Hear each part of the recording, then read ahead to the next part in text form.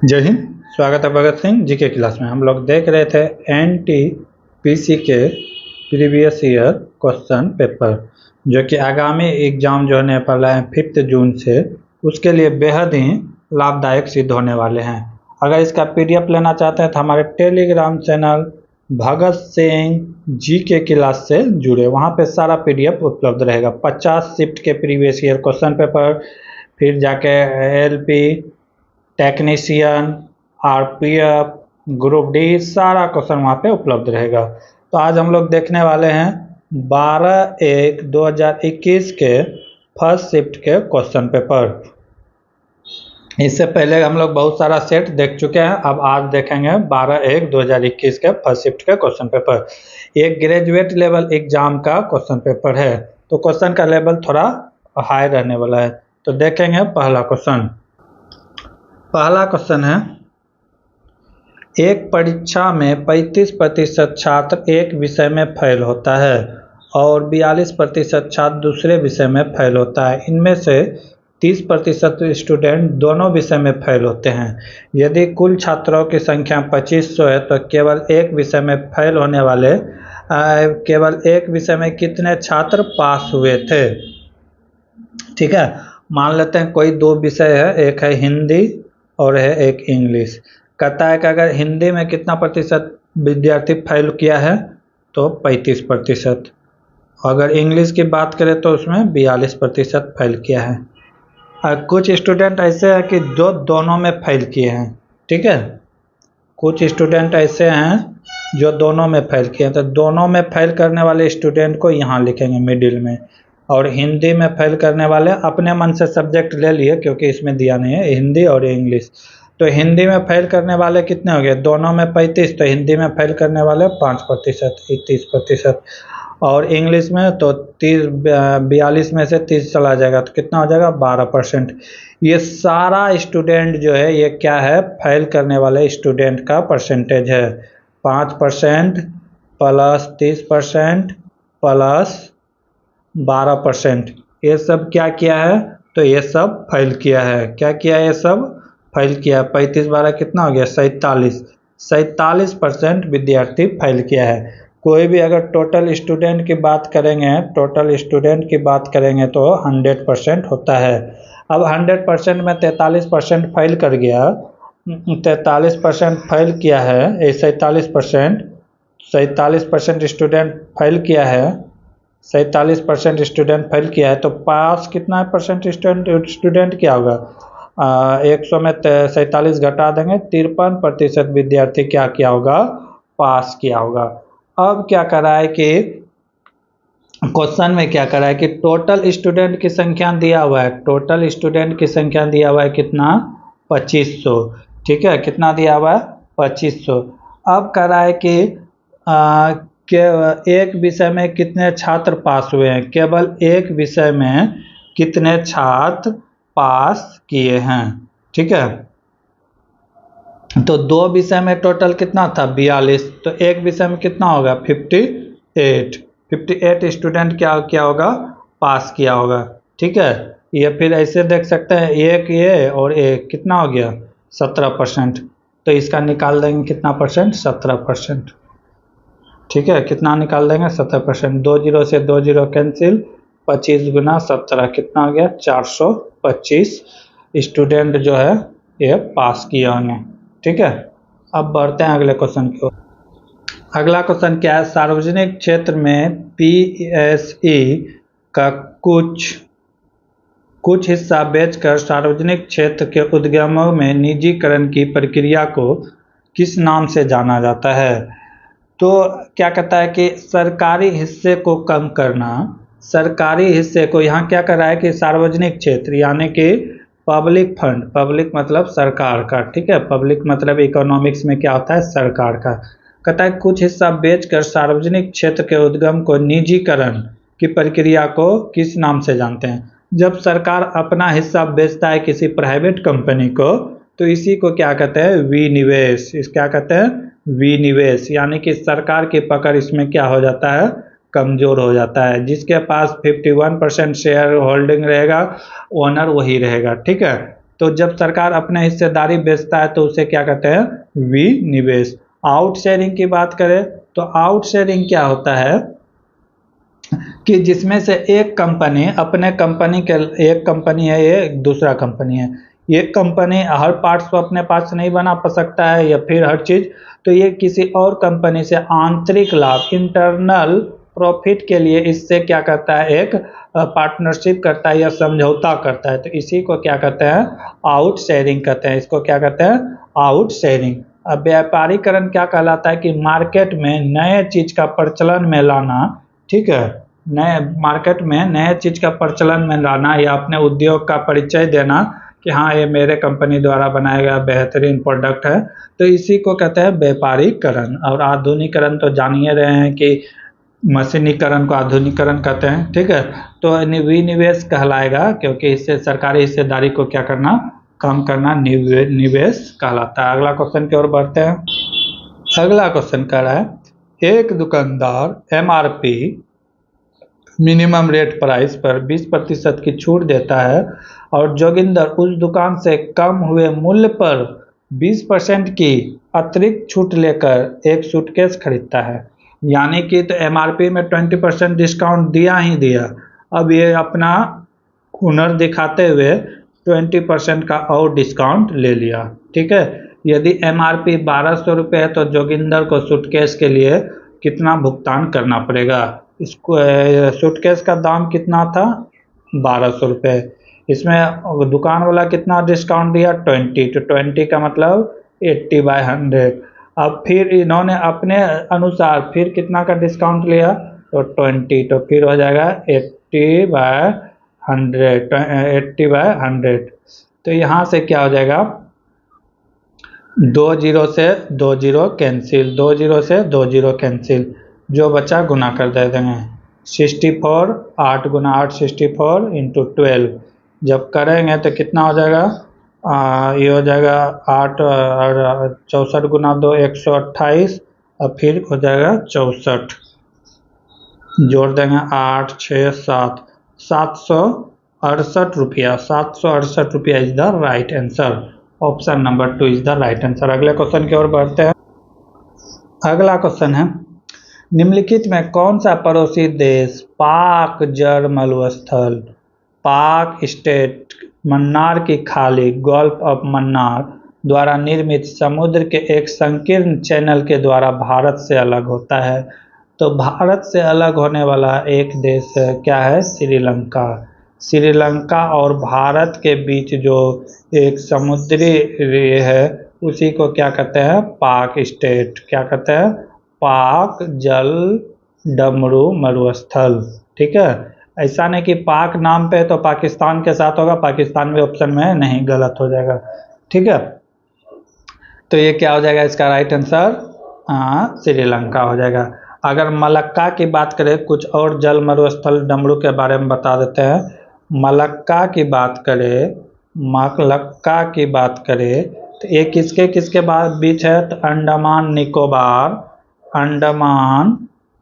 अंडमान सागर और दक्षिण चीन सागर के बीच, और किसके बीच, दक्षिण चीन सागर, दक्षिण चीन सागर के बीच है, ठीक है। दक्षिण चीन, अंडमान सागर और दक्षिण चीन सागर के बीच क्या है, मलक्का।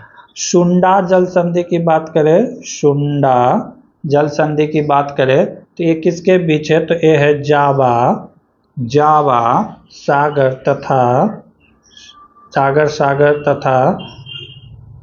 तथा हिंद महासागर के बीच, हिंद महासागर के बीच है, ठीक। बाबा ए मंडेव की बात करें, कौन, बाब ए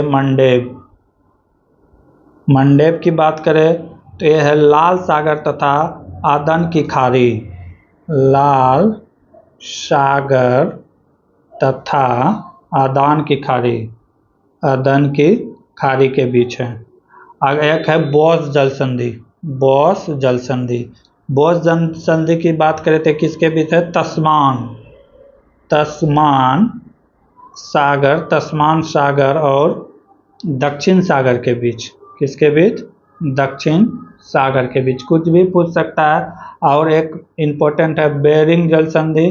बेरिंग जल संधि की बात करें तो बेरिंग सागर और चुक्की सागर के बीच है। बेरिंग सागर और चुक्की सागर के बीच है। अब बढ़ते हैं अगले क्वेश्चन की ओर। अगला क्वेश्चन है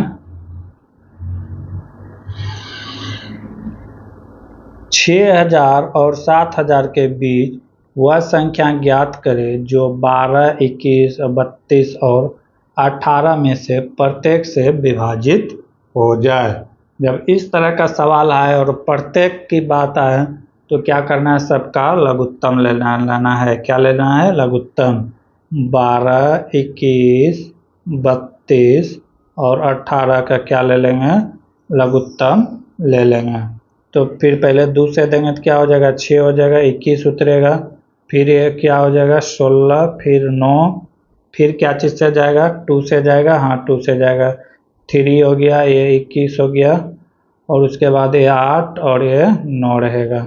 अब क्या चीज़ से जाएगा, तो अब 3 से जाएगा, 3 से एक बार में 7, 8 और ये 3। अब नहीं जाएगा तो अब क्या करेंगे, सबको गुना कर देंगे। एलसीएम क्या क्या हो जाएगा, तो लिख देते हैं 3 × 8 × 7 × 3 × 2 × 2 कितना हो गया, 8 × 24, 24 इधर से 4 और 4 × 12, 24 12 7 84, 84 और गुना 24 कर देंगे।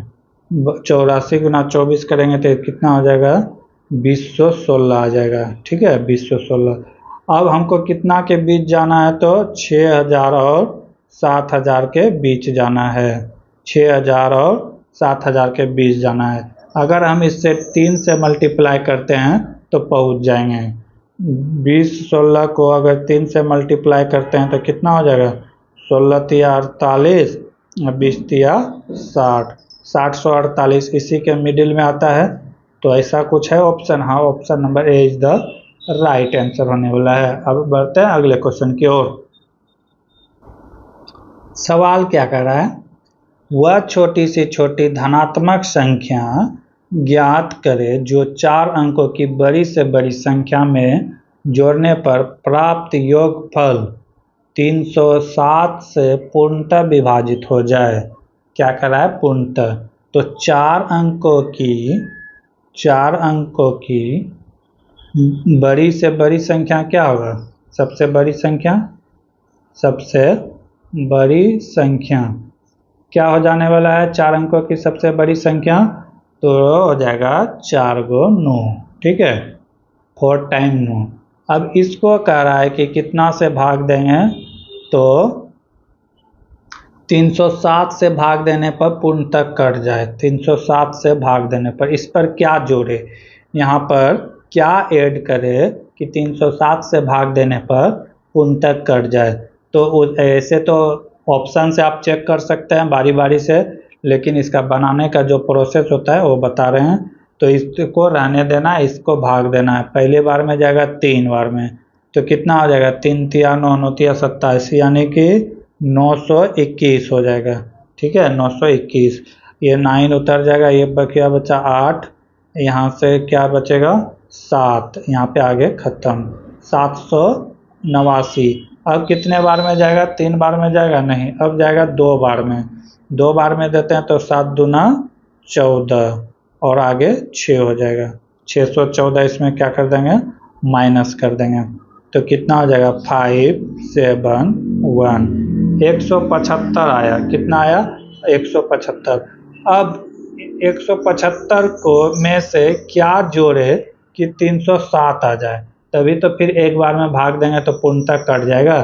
तो ऐसा करेंगे, 307 में से 175 घटा देंगे तो क्या आ जाएगा 2, और यहाँ पे कितना बचा 10 में 3 गया 3, और यहाँ पे 1, 132 अगर हम इसमें जोड़ देते हैं, 132 अगर इसमें जोड़ देते हैं तो फिर ये एक बार में कट जाएगा 307। तो राइट आंसर क्या हो जाएगा, क्या जोड़ना पड़ रहा है, तो 132 इज द राइट आंसर। अब बढ़ते हैं अगले क्वेश्चन के। क्या कर रहा है अगला क्वेश्चन, निम्नलिखित में क्या नाभिक के ऊर्जा उत्पादन का प्रमुख खतरा है? ऊर्जा की आवश्यकता, ये तो खतरा नहीं है। सीमित मात्रा में उपलब्ध, ये भी नहीं है। पैसा जितना, जिसके पास जितना पैसा है उतना नाभिक उत्पादन बढ़ा रहा है। भंडारण और परिकीर्णन, ये यानी कि खतरा है। ये इसका प्रमुख कारण ये है। स्थापना करना भी उतना नहीं है, अगर जिसके पास मनी है तो स्थापना कर सकता है। इसका भंडारण बहुत खतरनाक होता है, ठीक है। अगर इसमें किसी तरह से गलती हुआ तो आसपास के एरिया को नष्ट कर देगा। इसमें जो है, इसको ठंडा रखने के लिए जो है ना, इसमें भारी मात्रा में पानी की ज़रूरत पड़ता है, और ये पानी जो है कंटिन्यू चाहिए, कंटिन्यू, ठीक है।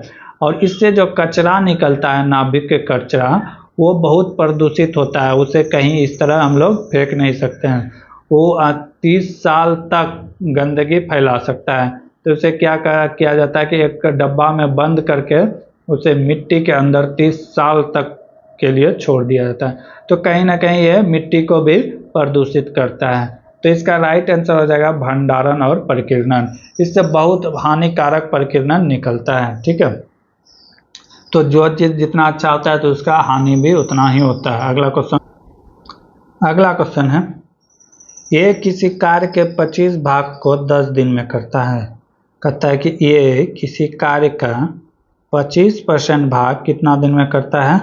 तो 10 दिन में करता है। तो टोटल काम कितना दिन में करेगा? अगर इसको टोटल कोई भी काम अपने आप में कितना होता है तो 100% होता है। कितना होता है? 100%। तो ये 25% है। इसको 100% बनाने के लिए क्या करना पड़ेगा? 4 से मल्टीप्लाई करना पड़ेगा। 4 से क्या करना पड़ेगा? मल्टीप्लाई करना पड़ेगा। तो ये क्या हो जाएगा? 100%। जब इसको मल्टीप्लाई किए तो इसको भी क्या करना पड़ेगा? 4 से मल्टीप्लाई, यानी कि ये टोटल कितने दिन में ख़त्म करेगा? तो 40 दिन में। 100% काम कितना दिन में ख़त्म करेगा? 40 दिन में। अब आगे क्या कर रहा है? बी की कार्य 40% 40 दिन में करता है। बी कह रहा है कि 40% काम कितना दिन में करता है? तो 40 दिन में करता है। तो 100% काम ये कितना दिन में करेगा? तो 100% काम करने के लिए कितना चाहिए? 100 दिन चाहिए। अब आगे सवाल में क्या कर रहा है कि सी जो है कार्य का 1/3 भाग कितना दिन में करता है? तो 13 दिन में। तो पूरा काम कितना दिन में करेगा? तो 3 से गुना हो जाएगा। कितना हो जाएगा? 39 डेज। अब क्या आया कि ए कितना दिन में करता है? 40 दिन में। बी कितना दिन में करता है? 100 दिन में। सी कितना दिन में करता है? 39 डेज में। 39 डेज में। सवाल में पूछता क्या है अब कि उनमें से कौन सबसे कम समय में पूरा करेगा? तो आप ही बता दीजिए, सबसे कम समय में कौन पूरा कर रहा है? तो सी कर रहा है। Option C is the right answer. C कितना दे रहा है? 39 दिन दे रहा है। तो ऑप्शन सी इज द क्या हो जाएगा? Right answer. अगला क्वेश्चन है, बुकर पुरस्कार जीतने वाली भारतीय महिला का नाम निम्नलिखित में से क्या है? बुकर पुरस्कार की बात करें तो बुकर पुरस्कार जो है नोबेल प्राइज के बाद साहित्य में सबसे बड़ा प्राइज है, यानी कि सेकेंड है। नोबेल प्राइज है साहित्य में सबसे बड़ा। 6 क्षेत्र में नोबेल प्राइज दिया जाता है। और साहित्य के बाद की बात किया जाए, नोबेल के बाद किया जाए, तो वो कौन सा प्राइज है? तो वो बुकर प्राइज है, जो किस क्षेत्र में दिया जाता है? साहित्य के क्षेत्र में दिया जाता है, ठीक है। अगर बुकर पुरस्कार की बात किया जाए कि कब स्टार्टिंग किया गया था, तो 1969 में 69 से प्रारंभ किया गया है बुकर पुरस्कार देने के लिए, ठीक है। तो इसका राइट आंसर क्या आ जाएगा कि सबसे पहला बुकर पुरस्कार पाने वाला भारतीय मूल की महिला क्या हो जाएगी? अरुंधति राय। किसके लिए दिया गया था? तो the God is small thinking. The God is small thinking के लिए दिया गया था। किसके लिए दिया गया था? The God of small thinking के लिए दिया गया था। The God of small thinking के लिए दिया गया था। कब दिया गया था अरुंधति राय को? तो 1997 में दिया गया था। कब दिया गया था? 1997 में। अब कुछ देख लेते हैं कि किस किस भारतीय को भारतीय मूल के लेखक को यानी कि बुकर पुरस्कार दिया गया है? कुछ भी पूछ सकता है। तो सबसे पहला मिला था किसको? वीएस नायपॉल को। वीएस नायपॉल को दिया गया था, ठीक है, पॉल को। वीएस नायपॉल को कब दिया गया था? तो 1971 में दिया गया था। किसके लिए? The in the free state. किसके लिए? इन द फ्री स्टेट के लिए दिया गया था।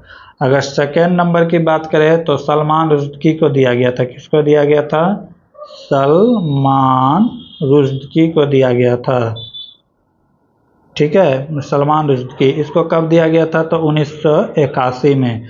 इसका पुस्तक का नाम था मिडनाइट चिल्ड्रेन। बहुत ही फेमस पुस्तक था, ठीक है, मिडनाइट चिल्ड्रेन। तो देखते जाना है सलमान रुश्दी का किस किताब के लिए? Midnight children. तीसरे नंबर की बात करें तो किरण, इसके बाद दिया गया था इसी को, अरुंधति राय को, ठीक है, 1997 में।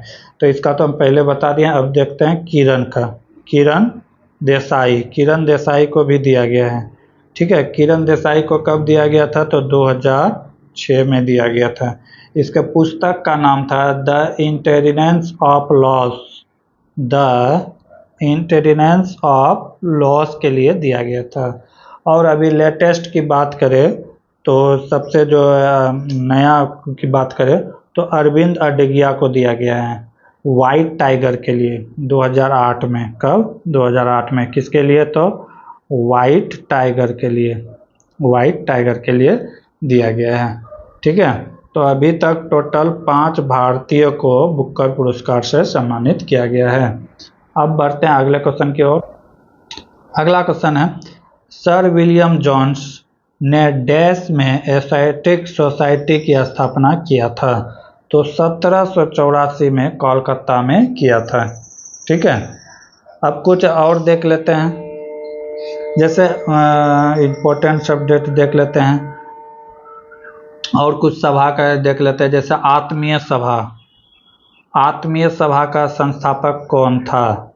आत्मीय सभा का संस्थापक कौन था? इसका संस्थापक कौन था? तो राजा राम मोहन राय, ठीक है। इसको कब दिया गया था? तो स्थापना 1815 में। ये कोई राजा उजा नहीं था, इसे राजा की उपाधि अकबर द्वितीय ने दिया था, ठीक है। और ये अकबर द्वितीय ने इसे राजा की उपाधि देकर ब्रिटेन भेजा था कि मेरा पेंशन बढ़ाने के लिए। अकबर द्वितीय ने इसे राजा की उपाधि देकर ब्रिटेन भेजा था। विस्टल में इसका मृत्यु हो गया कब? 1833 में। 1833 में ये इंग्लैंड में ही, ठीक है, इंग्लैंड में ही ये मर गए थे, ठीक है। राजा राम मोहन राय ये राजा नहीं थे। और उसके बाद की बात करें तो तत्वबोधनी समाज, इसकी संस्थापक कौन थे? तो देवेंद्रनाथ। कौन था? देवेंद्रनाथ टैगोर। ये इसकी स्थापना कब किया गया था? तो 1839 में, ठीक है। साइंटिफिक सोसाइटी की बात करें तो सर सैयद अहमद खां। कब? 1864 में। सत्यशोधक समाज की बात करें तो ज्योतिबा फूले। किसके द्वारा? ज्योतिबा फूले के द्वारा किया गया था सत्यशोधक समाज का। तो 1873 में किया गया था, ठीक है। सब इम्पोर्टेंट है, सारा समाज के संस्थापक देख जाइएगा, क्योंकि 50 क्वेश्चन करेंट अफेयर और जीके से रहने वाला है। बाद में पछताने से कोई फायदा नहीं। अगले क्वेश्चन की ओर। अगला क्वेश्चन है, निम्नलिखित में किस में जेनेटिक इंजीनियरिंग शामिल है? तो एक क्या किस में है? तो जीन क्रांति में है। जीन क्रांति लाने के बाद क्या हुआ कि एक आदमी के जीन से दूसरे के शरीर में जीन को ट्रांसफर किया गया। इससे क्या हुआ कि उसके बॉडी का जो है बीमारी से लड़ने की क्षमता वो ज़्यादा डेवलप हुए। ये ऐसा नहीं कि सिर्फ मनुष्य में, फसल में भी हुआ, ठीक है। फसल में भी एक फसल के दूसरे फसल से क्रॉस कराने से ये फसल हाइब्रिड किस्म का हुआ और ये कीट से लड़ने की क्षमता इसमें ज़्यादा होता है। तो तो ये जीन क्रांति है कि एक दूसरे में जीन को क्या कहता है ट्रांसफर करने के प्रोसेस को डेवलप किया गया था। ठीक है। वैश्वीकरण का किसको कहता है, तो विश्व भर में, वर्ल्ड भर में रक्तहीन क्रांति की, जिसमें से कोई ब्लड ना गिरे, जैसे ट्रेड वार अभी चल रहा है पूरे भारत, पूरे विश्व में अमेरिका अपना पावर दिखा रहा है।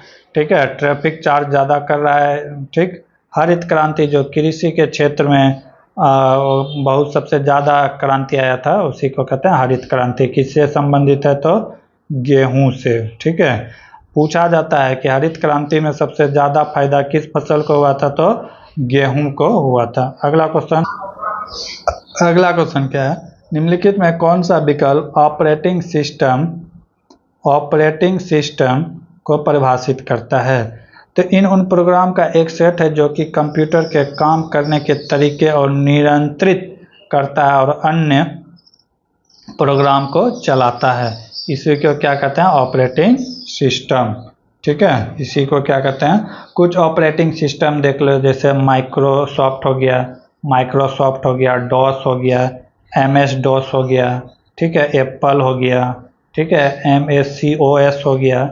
ये सब माइक्रोसॉफ्ट है। अगर कुछ माइक्रोसॉफ्ट विंडोज के नाम देखे तो Windows 95, 98, 2000, XP, Windows Vista, Windows 7, Windows 10, ये सब क्या है, तो माइक्रोसॉफ्ट का प्रकार है। ठीक है, अब बढ़ते हैं अगले क्वेश्चन। अगला क्वेश्चन दिया गया है, कथन दिया गया है सभी गेंद फूल हैं। क्या कह रहा है कि सभी गेंद क्या है, फूल है। ये गेंद है, कह रहा है कि सभी गेंद क्या है, फूल है।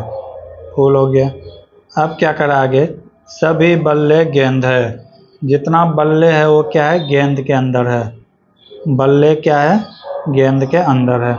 अब निष्कर्षण क्या कर रहा है, सभी बल्ला फूल है, बिल्कुल गलत है।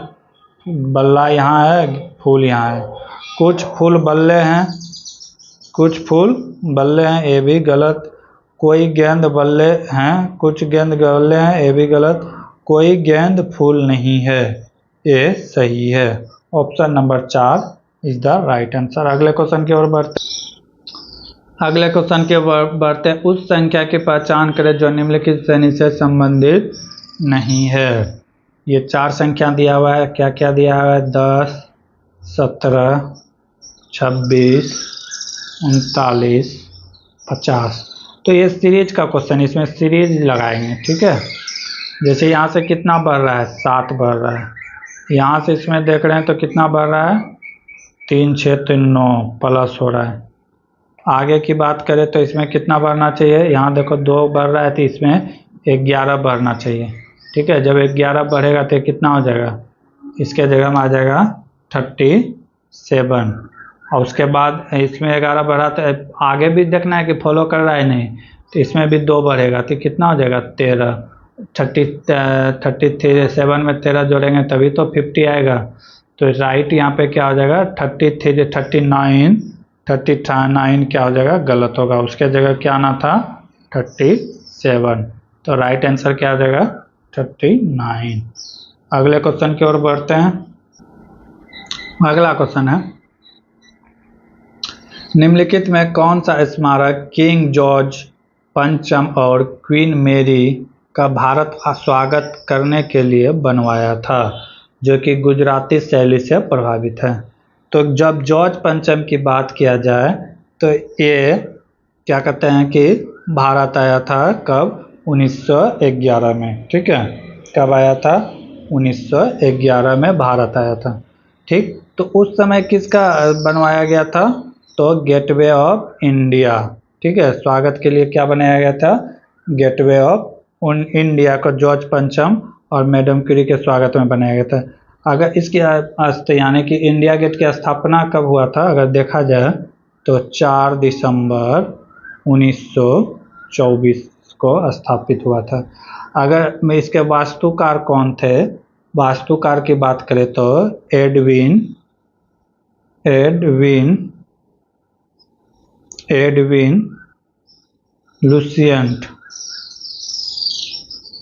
लुसियन थे। इंडिया गेट कहाँ पे, गेटवे ऑफ इंडिया ये कहाँ है, गेटवे ऑफ इंडिया कहाँ है, तो वहाँ मुंबई में है। कहाँ है, मुंबई में।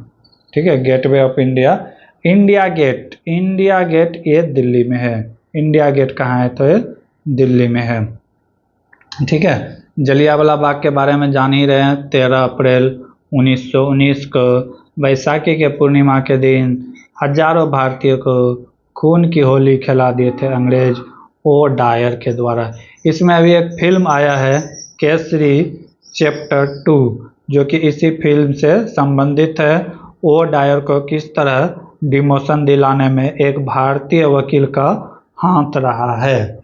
ठीक है, हिस्टोरिकल फिल्म है, देखना चाहिए।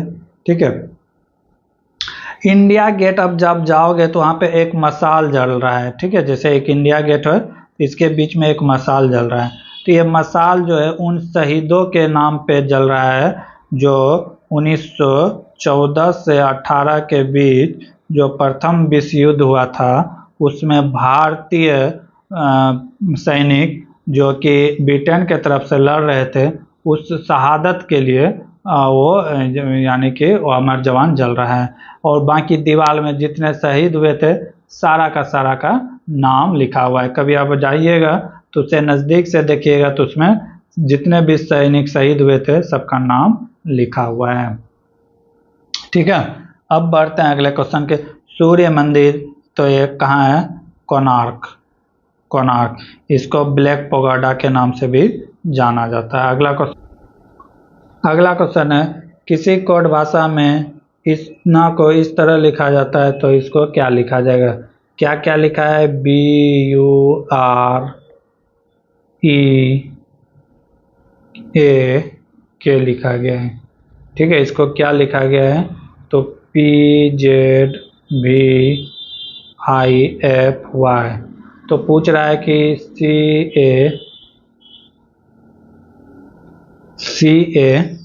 CASPTL को क्या लिखेंगे। तो इसमें किया क्या गया है ये देखना है। जैसे देखें तो B और यहाँ पे Y, इसको अपोजिट लेके लिखा गया है। जैसे B का उल्टा क्या होता है, Y, A का उल्टा होता है Z। ठीक है, उसी तरह C का उल्टा होता है, C का उल्टा क्या होता है, तो W होता है।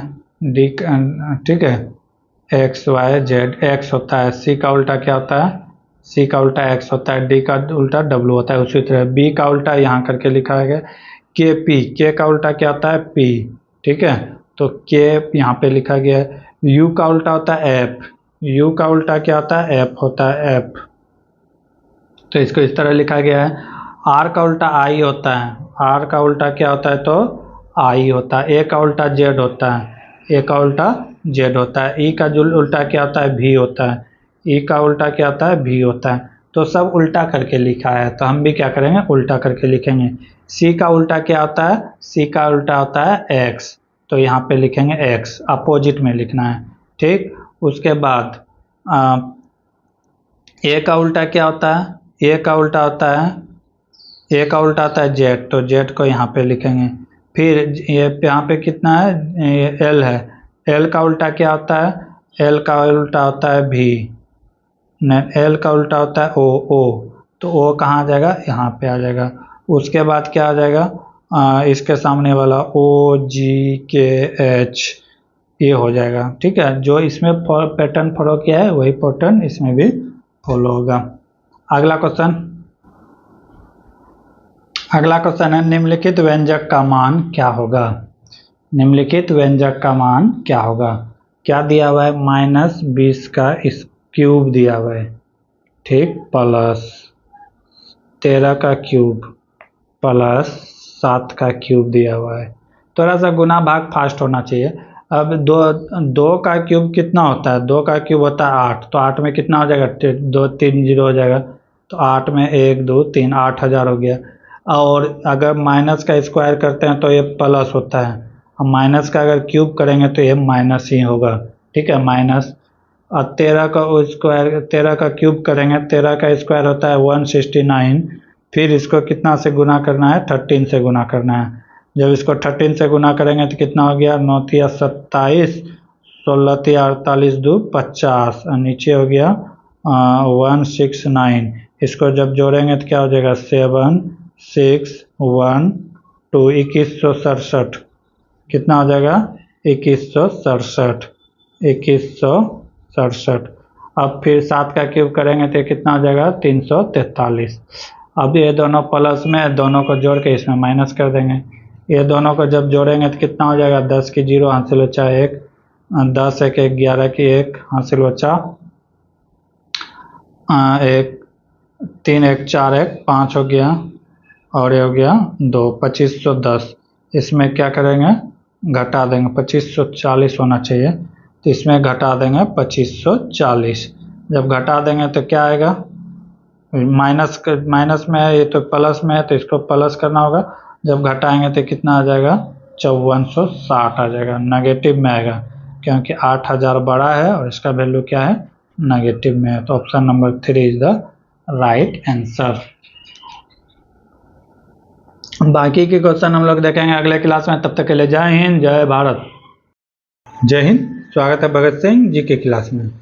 हम लोग देख रहे थे एनटीपीसी के प्रीवियस ईयर क्वेश्चन पेपर, जो कि आगामी 5 जून से एग्जाम होने वाले एनटीपीसी के लिए, उसके लिए लाभदायक साबित होने वाला है। हम लोग देख रहे हैं 12/1/2021 के फर्स्ट शिफ्ट के क्वेश्चन पेपर। इससे पहले कि हम लोग 17 क्वेश्चन कर चुके थे, आज करेंगे 18 नंबर से आगे। अगर इसका पीडीएफ लेना चाहते हैं तो हमारे टेलीग्राम चैनल भगत सिंह जी के क्लास से जुड़े, वहाँ पे सारा पीडीएफ उपलब्ध रहेगा। रेलवे के किसी भी ऑनलाइन एग्जाम के सारा पीडीएफ आपको मिल जाएगा। ठीक है, तो स्टार्ट करते हैं आज का पहला क्वेश्चन। पहला क्वेश्चन क्या है, किसी विशेष कूट भाषा में VUFOTJM को XW इस तरह लिखा गया है, तो इसको किस तरह लिखा जाएगा। तो जो लिखा है उसको लिख देंगे। VUFOTJM लिखा हुआ है, इसको क्या लिखा गया है XWHQVLO लिखा गया है। ठीक है, तो पूछा है कि ENTGYH को क्या लिखेंगे। तो इस सबका फेस वैल्यू लिख के पकड़ेंगे कि किस तरह किया गया है। V होता है 22, U होता है 21, F होता है 6, O होता है 15, T होता है 20, J होता है 10, M होता है 13, X होता है 24, 23, 8, 17, 22, ये होता है 12 और ये होता है 15। तो हम यहाँ पे देख रहे हैं कि सब में 2 का प्लस हो रहा है। 22 से 24 हो रहा है यानी कि प्लस का 2 हो रहा है। यहाँ पे 21 से 23 हो रहा है प्लस का 2, 6 से 8 हो रहा है प्लस का 2, 15 से 17 प्लस का 2, 20 से 22 हो रहा है प्लस 2, 10 से 12, 13 से 15, सब में क्या हो रहा है कि +2 बढ़ रहा है। तो हम भी आगे 2 बढ़ा देंगे। E होता है 5 और N होता है जाके 14, T होता है 20 और G होता है 7, H होता है 24 और H होता है 8। सब में 5 में 2 बढ़ाएंगे 7, 7 में क्या होगा G होगा। N में 2 जोड़ेंगे P होगा, N में जोड़ेंगे 2 16, 16 में क्या होता है P, T में 2 जोड़ेंगे तो 22, 22 में भी G में 7, 7 में 2 जोड़ेंगे 9 तो I होगा। फिर X में 2 जोड़ेंगे तो A हो जाएगा और फिर Z में 2 जोड़ेंगे तो क्या हो जाएगा J हो जाएगा। तो GPVIAZ होने वाला है। ठीक है, ऑप्शन नंबर A सही होगा। अगले क्वेश्चन की ओर बढ़ते हैं। अगला क्वेश्चन है, यदि 3x + 2y ratio 3x - 2y का रेशियो दिया हुआ है 5:3 हो तो XY का वैल्यू ज्ञात करने के लिए दिया क्या क्या है 3x + 2y और क्या दिया हुआ है 3x - 2y। इसका रेशियो दिया हुआ है कितना 5/3 दिया हुआ है। कुछ करना नहीं है, क्या करना है कि इससे जो है माइनस वाला से या फिर नीचे अगर ऊपर माइनस है तो ऊपर अगर माइनस है तो यानी युगांतर अनुपात लगा देंगे, युगांतर अनुपात। अगर प्लस है तो माइनस से गुना, माइनस है तो प्लस से गुना। तो क्या हो जाएगा 3x प्लस 2y, क्या लगा रहे हैं तो युगांतर युगांतर युगांतर अनुपात लगा रहे हैं, अनुपात प्रमेय लगा रहे हैं। क्या लगा रहे हैं युगांतर अनुपात प्रमेय। प्लस क्या हो जाएगा 3x माइनस 2y, ठीक है। नीचे क्या हो जाएगा 3x plus 2y minus 3x plus 2y। ऊपर प्लस है तो नीचे माइनस, वो यानी कि चिन्ह चेंज करके इधर क्या हो जाएगा उल्टा से गुना कर देंगे। एक बार घटा एक बार जोड़, तो ये 5 प्लस एक बार हो जाएगा 3 और एक बार क्या हो जाएगा 5 माइनस 2, यही होगा। अब इसमें जो जो कटेगा कटा देंगे, कटेगा हाँ कटेगा, जो जो कटेगा कटा देंगे। 2x 2y कैंसिल हो जाएगा, तो ये क्या हो जाएगा 3 दूना 6x, और नीचे क्या जाएगा, नीचे कुछ जाएगा हाँ 3x जाएगा। ऊपर क्या हुआ 6x और नीचे क्या हो गया 2 और 2 4, 4y इक्वल टू, यहाँ पे जो जुटेगा तो कितना हो गया 8, यहाँ माइनस होगा तो 3। तो राइट आंसर क्या आ जाएगा, यानी कि 6x बराबर इतना हो गया। तो हमें चाहिए किसका वैल्यू xy का, xy का वैल्यू चाहिए, ठीक है। तो सबके जगह में नाम x के जगह में मान रख देंगे। ये कितना हो गया 8 और 8 और x के जगह में क्या रखेंगे ये 4 हो जाएगा, और वो ये कितना है 2 के जगह में क्या रख देंगे 6। अब ऊपर कितना हो गया 8 चौके 32, तो नीचे 6 दूना 12, कटेगा कट जाएगा। तो अगर 4 से कटाते हैं तो 3 बार में, 4 से कटाते हैं तो 8 बार में। x बटे y का वैल्यू क्या आ गया 8/3 is the right answer. Option number 4 is the right answer. अगला क्वेश्चन की ओर बढ़े। अगला क्वेश्चन है, यदि 16 sec square theta minus 40 sec square sec theta plus 25 equal to 0 हो तो थीटा एक न्यून कोण हो। न्यून कोण मतलब 90 से छोटा हो, ठीक है। थीटा का वैल्यू 90 से छोटा हो, ठीक है। 90 से क्या हो थीटा का वैल्यू क्या हो छोटा हो, ठीक। तब क्या करा है कि तो टेन थीटा का मान क्या होगा, टेन थीटा का मान क्या है। सवाल में दिया क्या है 16 sec square theta minus 40 sec theta plus 25 equal to 0 दिया हुआ है, ठीक है। इतना दिया हुआ है। तो हमें यहाँ कॉमन लेने के लिए क्या करेंगे, इसको तोड़ देंगे। कॉमन लेने के लिए क्या करेंगे, इसको तोड़ देंगे। माइनस 40 सेक थीटा को तोड़ देंगे। किस तरह तोड़ेंगे देखते हैं। 16 सेक थीटा स्क्वायर माइनस 20 में तोड़ देते हैं, क्या हो जाएगा 20 sec theta minus 20 sec theta plus 25 equal to 0। Minus 20 जोड़ेंगे तो माइनस 40 हो जाएगा, ठीक है। यहाँ हम तोड़ दिए तो यहाँ से लघुत्तम ले सकते हैं। अब ये दोनों में हम लघुत्तम आराम से ले सकते हैं। इसमें लघुत्तम क्या आ जाएगा 4 सेक आ जाएगा, 4 सेक लघुत्तम आ जाएगा। तो बचेगा अंदर क्या 4 चौके 16, 4 सेक थीटा स्क्वायर था तो एक बाहर चला गया, एक सेक अंदर क्या बचेगा 4 5 6 20, सेक बाहर चला गया तो 5, ठीक है। अब इधर क्या आ जाएगा कॉमन, इसमें अगर कॉमन देखे तो इसमें क्या आ जाएगा -5 आ जाएगा कॉमन, -5 आ जाएगा कॉमन बाहर। अंदर क्या बचेगा 4 सेक थीटा -5 हो जाएगा, -5 इक्वल टू 0, इक्वल टू क्या हो जाएगा 0। कोई दिक्कत। अब ये देखो अंदर वाला क्या बात है सेम बात हो गया, ठीक है। जब अंदर वाला सेम बात हो गया तो अब क्या करेंगे कि इसको एक जगह कर देंगे। अंदर वाला का काम है क्योंकि एक प्लस एक माइनस है, ये भी सेम आ जाएगा। इसको भी लिखेंगे तो 4 सेक थीटा -5, इसको भी लिखेंगे तो वही आएगा 4 सेक थीटा -5। दोनों में क्या आ रहा है बात बराबर। तो ये क्या करेंगे इसका स्क्वायर कर सकते हैं, या इस 2 बार ना लिख के इसे एक बार कहीं स्क्वायर कर देते हैं, 4 सेक थीटा माइनस 5 का होल स्क्वायर। इस तरह कर सकते हैं। जब इसको होल स्क्वायर करेंगे तो बाहर निकल के क्या आ जाएगा, 4 sec theta minus 5 equal to 0। तो 4 सेक थीटा इक्वल टू क्या हो गया, 5।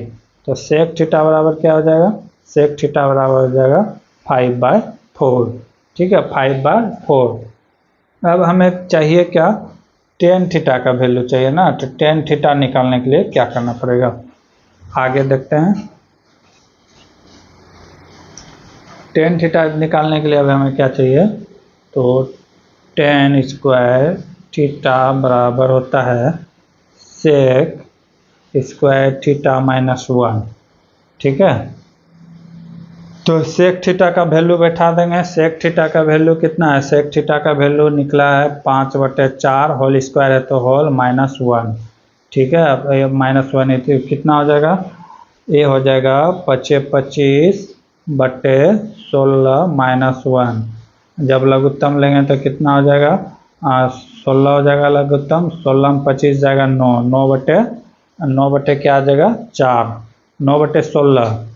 तो टेन थीटा का वैल्यू क्या आ गया, अंडर रूट 9/16। जब इसको बाहर करेंगे तो क्या आ जाएगा, ये आ जाएगा 3 और नीचे आ जाएगा 4, नीचे आ जाएगा 3 ऊपर आ जाएगा 4, यानी कि टेन थीटा का वैल्यू कितना हो गया 3/4। 3/4 is the right answer. Option number 2 is the right answer. अगले क्वेश्चन की ओर बढ़ते हैं। अगला क्वेश्चन क्या कर रहा है, शर्करा को अल्कोहल में परिवर्तित करने की प्रक्रिया निम्नलिखित में क्या कहलाता है। तो शर्करा को अल्कोहल में बदलने की प्रक्रिया को क्या कहते हैं, Q1 कहते हैं। क्या कहते हैं, Q1 कहते हैं। ठीक है, Q1 की विशेषता क्या है कि इसमें ऑक्सीजन की आवश्यकता नहीं होता है, O2 की आवश्यकता नहीं होता, इसमें सजीव जीव का भी जरूरी नहीं है। ठीक है, इसमें सजीव का भी जरूरी नहीं होता है। ठीक है, और क्या कहते हैं, और आगे देखें ऑक्सीकरण। ऑक्सीकरण में क्या होता है कि ऑक्सीजन का क्या होता है कि अवशोषण होता है, ग्रहण किया जाता है। ठीक है, और पाश्चुकरण देखें तो क्या होता है कि कच्चा दूध को 62 डिग्री सेंटीग्रेड तक गर्म किया जाता है और अचानक एकाएक ठंडा किया जाता है। इसी प्रक्रिया को क्या कहते हैं, दूध का पाश्चराइजेशन। इससे क्या होता है कि दूध में जितने भी बैक्टीरिया हैं वो मर जाते हैं और दूध अधिक समय तक यानी कि सही स्थिति में रख सकते हैं। ठीक है, अगले क्वेश्चन की ओर बढ़ते हैं। अगला क्वेश्चन है, 2019 के 9 वर्ष दिवस के अवसर पर किस संगठन ने अपने आउटरीच कार्यक्रम में हिस्से के तौर पर संवाद विद स्टूडेंट की शुरुआत की थी। तो अगर BRC की बात करें तो इसका फुल फॉर्म होता है भामा एटॉमिक रिसर्च सेंटर। ठीक है, भामा एटॉमिक रिसर्च सेंटर। अगर इसकी स्थापना की बात करें तो कब हुआ था, 1954 में। कब हुआ था BRC का स्थापना, 3 जनवरी 1954 में हुआ था। जिस समय इसका नाम यानी कि स्थापित किया गया था उस समय इसका नाम था AEET, एटॉमिक एनर्जी। ठीक है, अगर क्या हुआ कि इसका भाभा नाम कैसे पड़ा, तो इसका जो है कि इसके जो संस्थापक थे क्या नाम था, डॉक्टर भाभा। डॉक्टर भाभा की मृत्यु कब हो गया, 1966 में हो गया था। कब हुआ था, 1966 में। उसके बाद 1967 में इसका नाम में परमाणु अनुसंधान केंद्र रखा गया, BRC रखा गया।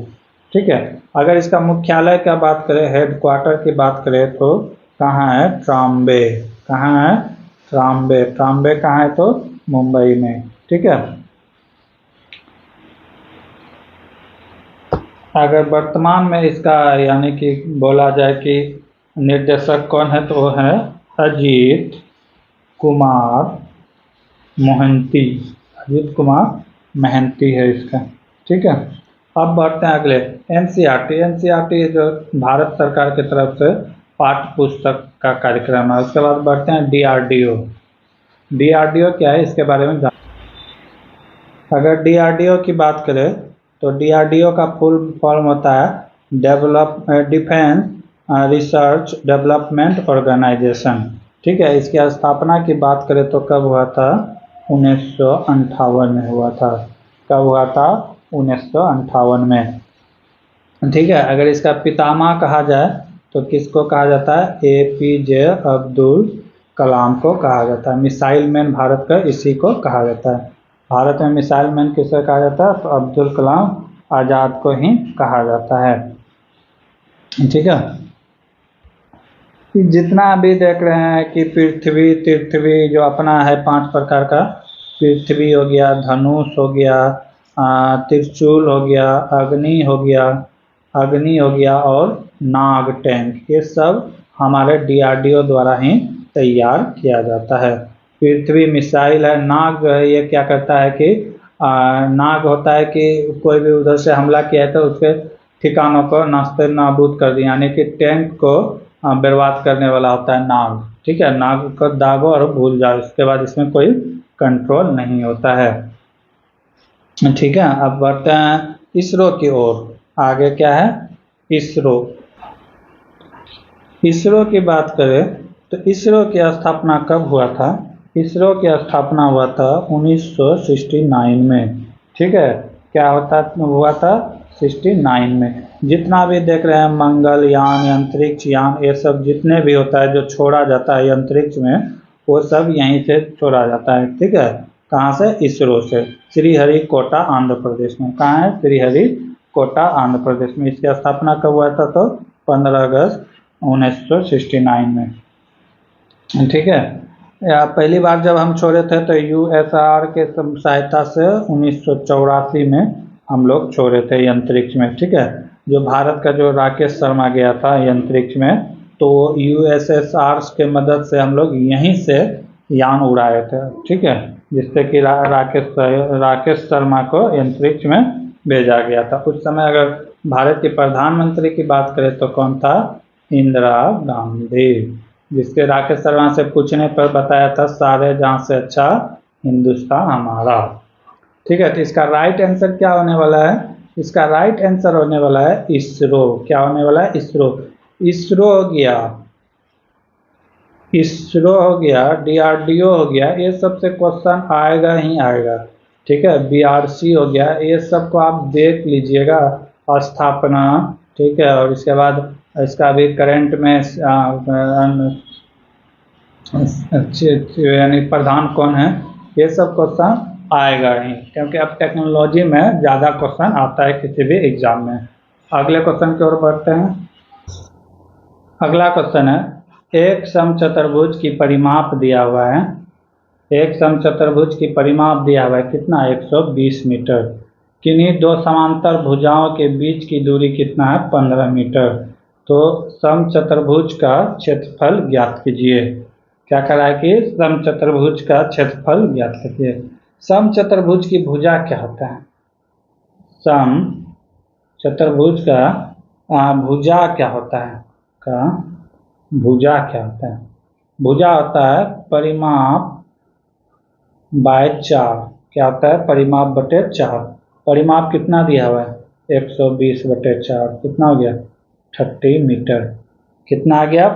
भुजा 30 मीटर। अब क्या करा है कि दो समांतर भुजाओं के बीच की दूरी 15 मीटर है, तो समचतुर्भुज की क्षेत्रफल ज्ञात करें। तो समचतुर्भुज का क्षेत्रफल क्या होता है? समचतुर्भुज का क्षेत्रफल होता है भुजा इंटू समांतर भुजा के बीच की दूरी मतलब हो गया कि ऊंचाई। ठीक है, इसको हाइट लिख सकते हैं, ऊंचाई। ठीक है, लिख देंगे। भुजा कितना निकाले थे? 30 हो गया, और गुना हाइट कितना दिया हुआ है सवाल में? 15 गुना 30 कर देंगे, 15 या 45, 450 मीटर स्क्वायर हो जाएगा। राइट आंसर ऑप्शन नंबर 2 सही है। अब बढ़ते हैं अगले क्वेश्चन की ओर। अगला क्वेश्चन क्या है, in Excel what shortcut key use to fill the select cell with active cell to the right. ठीक है, एक्टिव सेल से राइट जाने के लिए क्या हम सेलेक्ट करेंगे, तो वो करेंगे कंट्रोल प्लस राइट आर से राइट हो जाएगा। ठीक है, कुछ और शॉर्टकट देख लेते हैं। कंट्रोल प्लस एन अगर एक्सेल में से दबाते हैं तो इससे क्या होगा, न्यू बुक मार्क खुलेगा। ठीक है, क्या हो जाएगा, न्यू बुक मार्क खुलेगा। अगर कंट्रोल प्लस ओ यानी कि करते हैं तो क्या इससे क्या होगा, पहले से बनाए गए जो फाइल बनाए होंगे, बुक मार्क बनाए होंगे, पहले से ओ खुलेगा। अगर कंट्रोल प्लस डब्लू अगर करेंगे तो इससे क्या होगा कि जो विंडो हमारा अभी प्रेजेंट में चल रहा है वो बंद हो जाएगा। क्या हो जाएगा, बंद हो जाएगा। कंट्रोल प्लस डी अगर देते हैं तो इससे क्या हो जाएगा कि वर्तमान सेल के नीचे सेल में वही डाटा डालना हो जाएगा। यानी कि जैसे ए सेल में है और ए सेल में जाना था तो कंट्रोल प्लस डी डाउन हो जाएगा, सेम डाटा इसमें आ जाएगा। ठीक है, कंट्रोल प्लस डी से डाउन होता है। अगर कंट्रोल प्लस जी डाले, कंट्रोल प्लस जी, तो इससे क्या होगा कि एक विशेष सेल में जाना हो जाएगा। ठीक है, विशेष सेल में जाना हो जाएगा, ये नहीं कि इसका राइट लेफ्ट ये सेल, ऐसा नहीं है। ठीक है, तो ये सब याद कर लीजिएगा, कंप्यूटर से भी एक दो क्वेश्चन आने की संभावना है। ये मेमोरी पूछ लेगा, सबसे बड़ा फाइल साइल, ये सब। बढ़ते हैं अगले क्वेश्चन। अगला क्वेश्चन है, नादिर शाह ने डैश में भारत पर हमला किया और दिल्ली से लूटपाट किया था। तो पहली बार जो है नादिर शाह हमला कब किया था, 1739 में। कब किया था, 1739 में। उस समय मुगल बादशाह कौन था, तो मुगल बादशाह था मोहम्मद शाह। कौन था, मोहम्मद शाह। मोहम्मद शाह था। ठीक है, मोहम्मद शाह था। और ये दिल्ली में लगभग 57 दिन तक रहे थे। ठीक है, जब इसका संधि स्वीकार कर लिए थे, यानी पैसा देने के लिए तैयार हो गए थे मोहम्मद शाह, तो ये दिल्ली घूमने के निकले थे और वहीं पे रास्ते पर कोई इस पर गोली चलवा दिया था, जिससे ये नाराज होकर अपना तलवार मीनार से निकालकर जमीन पर गाड़ दिए और बोले कि तब तक खून खराबा होना चाहिए जब तक ये तलवार मीनार पे वापस नहीं चला जाए। तो इस तरह 57 दिन तक दिल्ली में बहुत मारकाट हुआ था। ठीक है, पूरा दिल्ली को तहस नहस कर दिया था। और जाते समय जो शाहजहां द्वारा बनाया गया था मयूर सिंहासन, वो लेते गए थे और कोहिनूर हीरा भी अपने साथ लेते गए थे। साथ में 70 करोड़ रुपए कैश के रूप में भारत से लेके गए थे। कौन, तो नादिर शाह। ठीक है, नादिर शाह। नादिर शाह थे कहाँ के, तो ईरान के थे। कहाँ के थे, ईरान के थे। नादिर शाह को ईरान का नेपोलियन भी कहा जाता है। नेपोलियन भी कहा जाता है। ठीक है, ईरान का नेपोलियन किसे कहा जाता है, तो नादिर शाह को कहा जाता है। ये सब क्वेश्चन आने की संभावना है। और मयूर सिंहासन ले जाने के बाद उसे पिघलाकर, क्योंकि मयूर सिंहासन तो सोना का था, पिघलाकर वो रख लिए थे अपने उपयोग में। कहता है कि नादिर शाह भारत से इतना कर लेके गए थे, यानी कि पैसा लेके गए थे, कि वो ईरान पहुंचने के बाद 3 साल तक अपने यानी कि राज्य में कर वसूली ही नहीं किए थे। ठीक है, और 1747 में उनकी 47 में उनकी मृत्यु हो गई थी। तो एक क्वेश्चन पूछता है कि मयूर सिंहासन में बैठने वाला अंतिम मुगल बादशाह कौन था, तो मोहम्मद शाह, क्योंकि मोहम्मद शाह से ही लूटकर कौन लेके चला गया था, नादिर शाह। ठीक है, किसके शासनकाल में आक्रमण किया था, तो मोहम्मद शाह के शासनकाल में आक्रमण किया था। कब किया था, तो 1739 में। अब बढ़ते हैं अगले क्वेश्चन की ओर। अगला क्वेश्चन है, पुस्तक बहुरूपी गांधी किसने लिखा है, तो ये किसके द्वारा लिखा गया, अनुबंदोपाध्याय के द्वारा लिखा गया पुस्तक है। ठीक है, अगर कुछ और पुस्तक इम्पोर्टेंट है जैसे महात्मा गांधी इंडिया डिवाइडेड, ठीक है। अगर भारत भारती की बात पूछा जाए, भारत भारती कौन लिखा है, तो ये लिखा है मैथिली शरण गुप्त। मैथिली शरण गुप्त। नील दर्पण फेमस पुस्तक है। नील दर्पण की बात करें तो कौन लिखा है, दीनबंधु। दीनबंधु लिखा है। संवाद कुंभोधि, संवाद कुमुदी की बात करें तो ये किसके द्वारा लिखा गया है, राजा राम मोहन राय के द्वारा लिखा गया है। इंडिया फॉर इंडियंस की बात करें, इंडिया फॉर इंडियंस की बात करें तो किसके द्वारा लिखा गया है, चित्तरंजन दास के द्वारा लिखा गया है। तो कुछ फेमस सब पुस्तक है, देख लीजिएगा एग्जाम में जाने से पहले। बढ़ते हैं अगले क्वेश्चन। अगला क्वेश्चन है, यदि साइन a प्लस बी √3/2 और कॉस a माइनस बी √3/2 हो तो a प्लस बी का संभावित मान क्या होगा। तो क्या करा है कि सवाल में साइन a प्लस बी का मान दिया हुआ है कितना, √3/2, ठीक है। तो ये किसका मान होता है √3/2, तो देखें तो साइन 60 डिग्री का वैल्यू होता है, किसका डिग्री वैल्यू का होता है, 60 डिग्री का। इसका मतलब क्या हो गया कि a plus B equal to 60 degree, a plus B equal to 60 degree. अब सवाल में दिया क्या है, ये हो गया समीकरण नंबर 1 मान लेते हैं 1। अब सवाल में दिया क्या है, कॉस a माइनस बी, इसका मान कितना दिया हुआ है, √3/2, ठीक है। तो कॉस कितना का मान होता है, √3/2, तो इसका उल्टा हो जाएगा, यानी कि कॉस 30 का वैल्यू होता है √3/2। तो इसका मतलब हो गया a minus B equal to 30 degree. ये हो गया समीकरण नंबर 2। अब क्या करा है कि a माइनस बी का संभावित मान ज्ञात करें, यानी कि समीकरण 1 और 2 को जोड़ने से, ठीक है। क्या करेंगे, समीकरण 1 और 2 को जोड़ देंगे, समीकरण 1 एवं 2 को जोड़ने से, ठीक है, जोड़ने से। तो एक क्या है कि a प्लस बी 60 डिग्री, दूसरा क्या है a माइनस बी 30 डिग्री।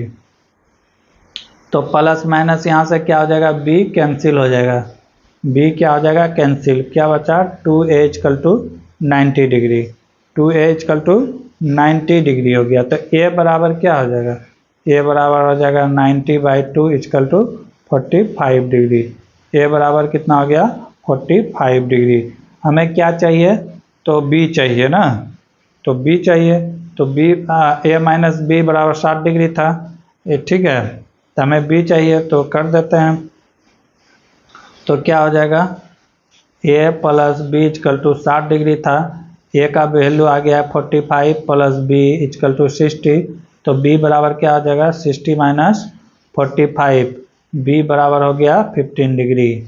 तो आंसर आ गया a बराबर 45 डिग्री, b बराबर 15 डिग्री। अब जो ऑप्शन में है वो राइट आंसर होगा, option number A is the right answer. सवाल में कुछ नहीं था, बस थोड़ा सा दिमाग लगाना था। अब बढ़ते हैं अगले क्वेश्चन की ओर। अगला सवाल है, यदि अल्फा और बीटा बहुपद x² minus 5x plus m के ऐसे शून्यक है जो कि alpha minus beta equal to 1, तब m का मान कितना होगा, ठीक है। जो जो सवाल में दिया है पहले लिख देते हैं। बहुपद के रूप में क्या दिया हुआ है, बहुपद के रूप में दिया हुआ है x² minus 5x plus m। तो यहाँ पे लिख देते हैं a बराबर कितना है x, b बराबर हो गया 5, c बराबर हो गया n, ठीक है। a b c इस फॉर्म में है। अब क्या करा है सवाल में, और सवाल में दिया क्या है, दिया है अल्फा माइनस बीटा का मान 1 है, यानी कि अल्फा माइनस बीटा का वैल्यू 1 है। इसको मान लेते हैं समीकरण नंबर 1 मान लेते हैं, ठीक। अब क्या कर रहा है कि मान m का मान क्या होगा, m का मान निकालने के लिए, m का मान निकालने के लिए हमें क्या करना होगा, तो शून्य का योग में जाना होगा। क्या करना होगा, शून्य का योग। शून्य का योग बराबर क्या होता है? ये होता है alpha plus beta equal to minus B, minus नहीं होगा, बी माइनस चिन्ह है उस सामने में, तो बी बाय हो जाएगा ए सी, बी बाय हो जाता है ए। ठीक है, तो जब इसको सॉल्व करेंगे तो बी के जगह में क्या है, तो बी का जगह में 5, लेकिन आगे क्या है चिन्ह माइनस, तो जगह -5/1, यानी कि अल्फा प्लस बीटा का वैल्यू क्या हो गया -5। ठीक है, ये हो गया समीकरण नंबर 2। अब जोड़ देते हैं समीकरण 1 और 2 को। समीकरण 1 एवं 2 को क्या कर देते हैं, जोड़ देते हैं। जोड़ देने से तो क्या हो जाएगा, पहला क्या था alpha minus beta equal to 1, और दूसरा क्या था alpha plus beta -5, alpha plus beta equal to -5। जोड़ देते हैं, माइनस प्लस क्या हो जाएगा, खत्म हो जाएगा, माइनस प्लस खत्म हो जाएगा, क्या हो गया 2a इक्वल टू -5 में 1 जाएगा तो -4, तो 2a बराबर क्या हो जाएगा, यानी कि अल्फा बराबर क्या हो जाएगा, अल्फा बराबर हो जाएगा -4/2, कट जाएगा कितना बार में, -2 बार में, अल्फा का मान आ गया -2। अब यहाँ से हम बीटा का मान निकाल सकते हैं, हाँ निकाल सकते हैं, alpha minus beta equal to 1, तो फिर अल्फा का मान क्या हो जाएगा, अल्फा का मान निकल के आया -2 माइनस बीटा इक्वल टू 1, जब ये माइनस इधर से उधर जाएगा तो क्या हो जाएगा, प्लस हो जाएगा। ठीक है, क्या हो जाएगा प्लस, तो ये क्या हो गया माइनस बीटा बराबर हो गया 3। जब बीटा का मान ओनली देखेंगे तो ये माइनस कहाँ चला जाएगा उधर, तो ये बीटा का मान हो गया क्या, बीटा का मान हो गया -3, बीटा का मान क्या हो गया -3। अब क्या कर रहा है कि अब शून्य का गुणनफल क्या होगा, गुणनफल निकालना होगा, तो यहाँ से थोड़ा सा हम मिटाएंगे, उसके बाद गुणनफल की ओर निकालते हैं। तो गुणनफल निकालने के लिए क्या करना पड़ता है, शून्य का गुणनफल निकालने के लिए करता है अल्फा इंटू बीटा, ये होता है c/a। ठीक है, alpha into beta into c/a होता है। तो a का वैल्यू हमें पता है -2, b का वैल्यू पता है -3, इक्वल टू c में क्या है m, a का मान कितना है 1 है, 1 होगा यहाँ पे 1, तो ये कितना हो गया 3 दूना 6 बराबर m/1, तिरछा तिरछी गुना करेंगे तो m बराबर क्या हो गया 6 हो गया, m इक्वल टू हो गया 6। राइट आंसर, राइट क्या हो जाएगा, option number 2 is the right answer. अगले क्वेश्चन की ओर बढ़ते हैं। अगला क्वेश्चन है केरल में मपला विद्रोह यानी कि कब हुआ था, तो केरल में मपला विद्रोह की बात करें तो कब हुआ था, 1921 में हुआ था। कब हुआ था, 1921 में। 1928 की बात करें तो ये साइमन कमीशन भारत आया था। 1945 की बात करें तो क्या हुआ था कि सेकेंड वर्ल्ड वॉर बंद हो गया था, क्लोज हो गया था।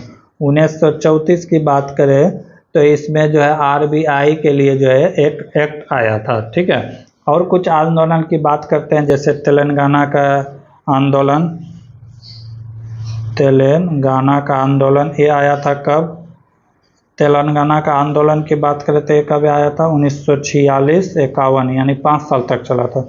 उसके बाद तेभांग आंदोलन चला था, तेभांग आंदोलन ये कब हुआ था, तो 1946 में हुआ था। दक्कन का विद्रोह, दक्कन का विद्रोह की बात करें, दक्कन का विद्रोह की बात करें तो ये कब हुआ था, 1874 से लेकर 75 के बीच। ठीक है, नील विद्रोह की बात करें, नील की खेती, नील विद्रोह की बात करें तो ये हुआ था 1859 से लेकर 1860 के बीच। पावना विद्रोह, पावना विद्रोह की बात करें तो ये कब हुआ था, ये हुआ था 1873 से लेकर 1876 तक, 3 साल तक चला था। तो विद्रोह सब भी इम्पोर्टेंट है, एक बार देख लीजिएगा। अगले क्वेश्चन की ओर बढ़ते हैं। अगला क्वेश्चन है निम्नलिखित में कौन सी वनस्पति प्रजनन अंग होते हैं, हिडन रिप्रोडक्टिव ऑर्गेनाइज होते हैं। तो होता है जल तिप्तियाँ जो होता है इसका जो है क्या होता है कि हिडन रहता है, क्या कहते हैं कि इसका जो प्रजनन पार्ट है वो क्या होता है, वो छिपा हुआ आता है। ठीक है, वो क्या होता है, छिपा हुआ। जैसे छिपा हुआ रहेगा तो इसको क्या कहेंगे, क्रिप्टोगेम, क्रिप्टोगेम कहेंगे। ठीक है, और इस पौधे का जो है निर्माण हमेशा किससे होता है, तो बीजाणु से होता है। किससे होता है, बीजाणु से होता है। अगले कलम क्वेश्चन की ओर बढ़ते हैं। अगला क्वेश्चन है, अजंता की गुफाएं कहाँ है। तो अजंता की गुफाएं कहाँ है, महाराष्ट्र में। महाराष्ट्र में ही एलोरा का गुफा है। किसका, एलोरा का गुफा है। ठीक है, अगर छत्तीसगढ़ की बात करें, छत्तीसगढ़ में किसका गुफा है, तो चांदी देवी की गुफा है। किसका, चांदी देवी का गुफा है। कुछ गुफाएं का हम लोग जिक्र कर लेते हैं, जैसे बाघ गुफा।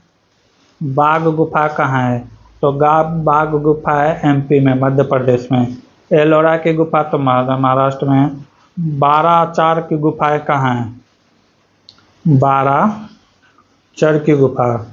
बाराचर की गुफाएं की बात करें तो बिहार में है। कहाँ है, बिहार में, गया पर्वत में, गया में, बिहार के गया जिला में। अगर एलिफेंटा की गुफा की बात करें, एलिफेंटा की गुफा की बात करें, एलिफेंटा की गुफा की बात करें तो ये भी कहाँ है, तो महाराष्ट्र में, एमएच महाराष्ट्र में है। ठीक है, यादामी गुफा की बात करें, यादामी गुफा की बात करें तो ये कहाँ है, कर्नाटक में, कर्नाटक में है। ठीक है, वराह गुफा की बात करें, वराह गुफा की बात करें तो ये कहाँ, महाबलीपुरम, महाबलीपुरम में है। ठीक है, उसके बाद बोरा गुफा की बात करें, बोरा गुफा की बात करें तो आंध्र प्रदेश में। कहाँ है, एपी आंध्र प्रदेश में। भीमबेटिका की बात करें, भीमबेटिका की बात करें तो ये कहाँ है, तो एमपी में है। कहाँ है, एमपी में, मध्य प्रदेश। किस पहाड़ी में, तो रायसेन की पहाड़ी में, रायसेन की पहाड़ी में है। ठीक है, कुछ एक्स्ट्रा फैक्ट भी साथ में याद करते चलना है। अगला क्वेश्चन, अगला क्वेश्चन है,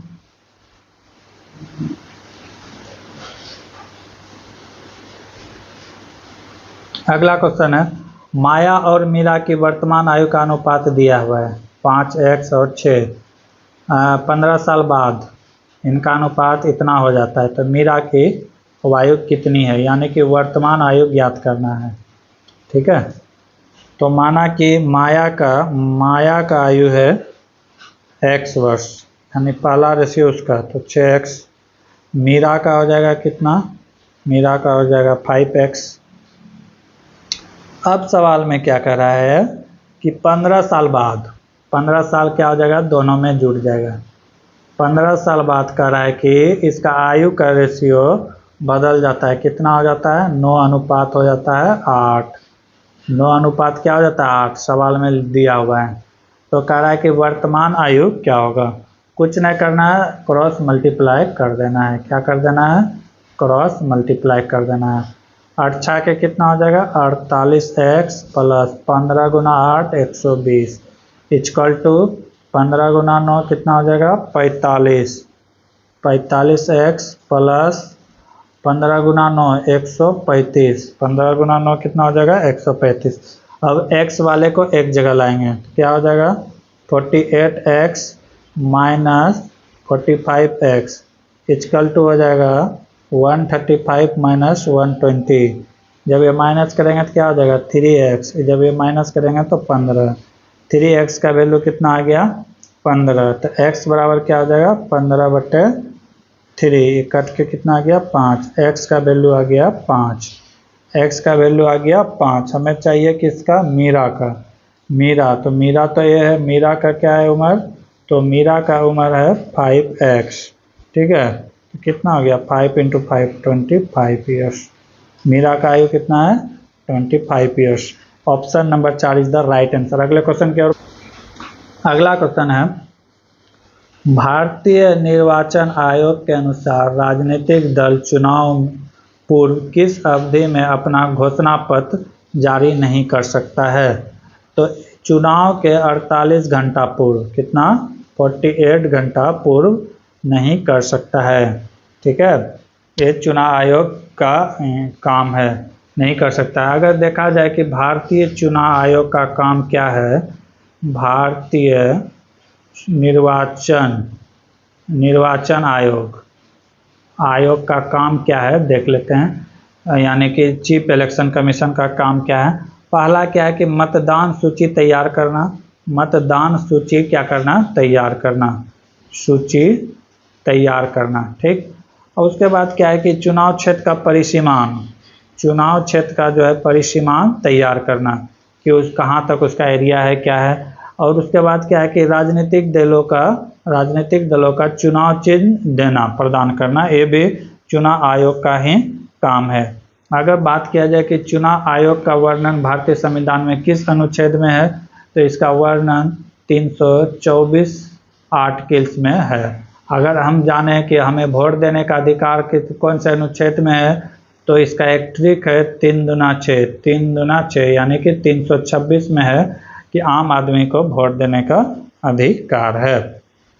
ठीक है, इलेक्शन कमीशन का वर्णन 324, वोट देने का अधिकार 326 में है। अब बढ़ते हैं अगले क्वेश्चन की ओर।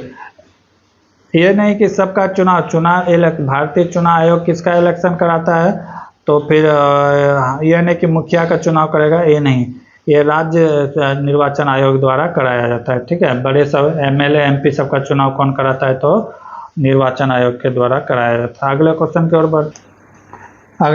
की ओर बढ़ते हैं। निम्नलिखित में कौन सा भारत का सबसे पुराना नाभिक अनुसंधान रिएक्टर है।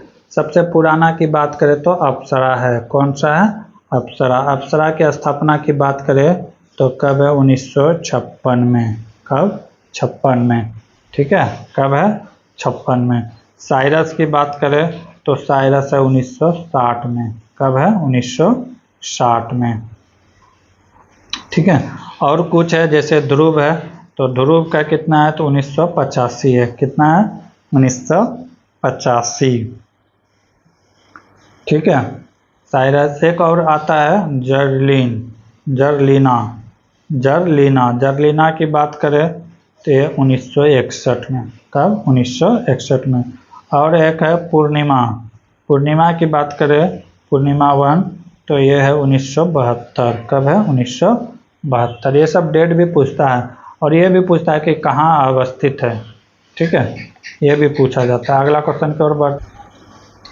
अगला क्वेश्चन है, भारत में राष्ट्रीय जल मार्ग यानी कि नेशनल वाटर मार्ग के अनुसार इलाहाबाद, जो कि यूपी में है, प्रयागराज नाम बदल के, हल्दिया जो वेस्ट बंगाल में है, मार्ग की लंबाई कितनी है। वो वाटर मार्ग की लंबाई पूछ रहा है कि कितना है।